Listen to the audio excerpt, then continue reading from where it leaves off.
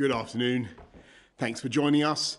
Since the beginning of this pandemic, we've tried to update you as soon as possible about changes in the scientific data or the analysis. And so I must tell you this afternoon that we've been informed today that in addition to spreading more quickly, it also now appears that there is some evidence that the new variant, the variant that was first identified in London and the southeast, may be associated with a higher degree of mortality. And I'm going to ask Patrick in a minute to say a bit more about that, because it's largely the impact of this new variant that means the NHS is under such intense pressure, with another 40,261 positive cases since yesterday. We have 38,562 COVID patients now in hospital. That's 78% higher than the first peak in April.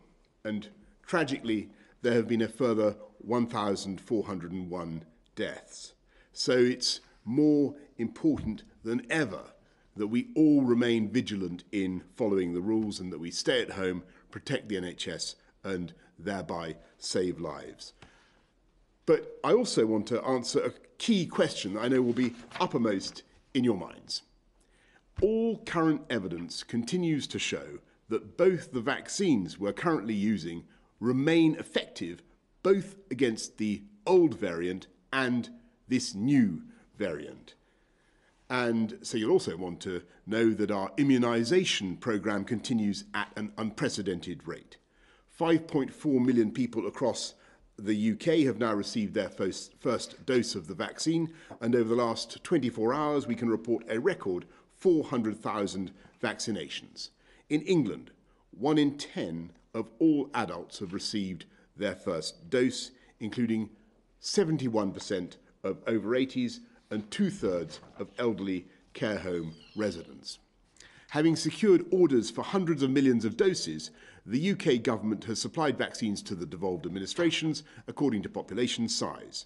First doses have been administered now to 151,000 people in Northern Ireland, 358,000 in Scotland, and 212,000 in Wales. And I'm glad that the government of the UK, the whole of the UK, is able to assist the devolved administrations in deploying the vaccine. And I know everyone across the country is grateful for the logistical skill of the British Army. There is much more to do, and the target remains very stretching indeed, but we remain on track to reach our goal of offering a first dose to everyone in the top 4 priority groups by the middle of February. And I want to thank all the doctors and nurses, especially at the GP-led sites, who are vaccinating at a phenomenal rate, as well as, I say, as those in our armed forces, our local authorities, our pharmacies and volunteers who are making this extraordinary national effort possible. And I want to thank all of you who have come forward to get your jabs, because by doing that, you're protecting yourselves, your communities, and of course, our NHS. And I say to everyone, when that letter arrives, please don't hesitate to book that appointment and get this life-saving protection, because this is the best and fastest way for us all to defeat this virus and get our lives back to normal.